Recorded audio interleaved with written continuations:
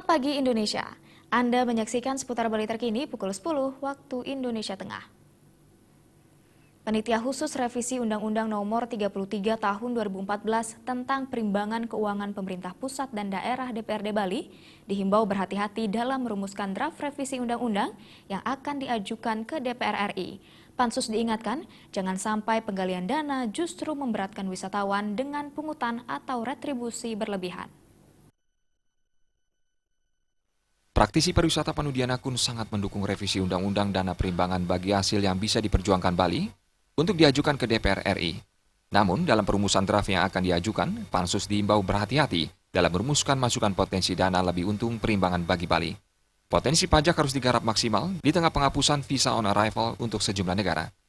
Panudian Akun menegaskan, jangan sampai menambah beban retribusi bagi wisatawan yang sudah diberatkan oleh pemberlakuan airport tax di bandara.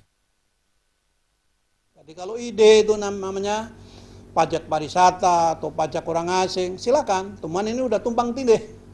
Airport tax aja dibuang, tidak ada lagi. Visa on arrival nggak ada lagi, misalnya nggak usah bayar, bebas visa.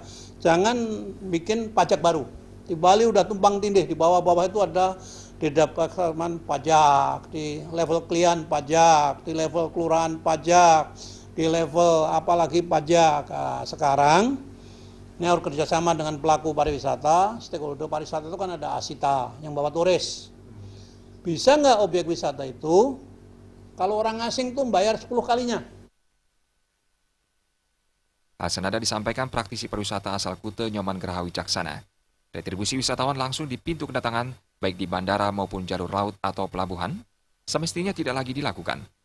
Optimalisasi pendapatan asli daerah untuk menguatkan pelestarian adat dan budaya Bali hanya bisa dilakukan maksimal di tengah optimalisasi pelayanan di objek-objek wisata. Potensi pendapatan benar-benar bisa memaksimalkan pengelolaan pariwisata Bali yang juga berkontribusi terhadap upaya pelestarian adat dan budaya.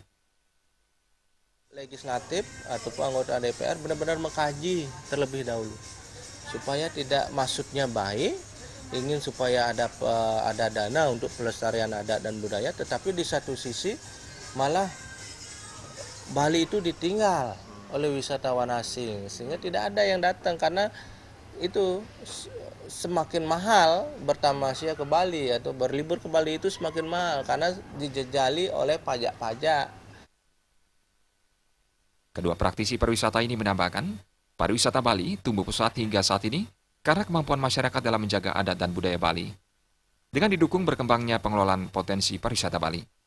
Adanya wacana memungut dana donasi bagi wisatawan justru dinilai langkah mundur dalam membangun Bali.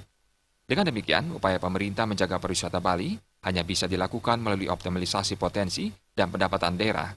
Dicontohkan, tingginya kunjungan wisatawan Australia semestinya direspon dengan penghapusan visa on arrival seperti yang dilakukan bagi puluhan negara lainnya.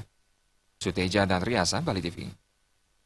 Baiklah pemirsa, demikian seputar Bali terkini kali ini. Nantikan informasi menarik kami dalam seputar Bali terkini 1 jam mendatang. Salam Indonesia.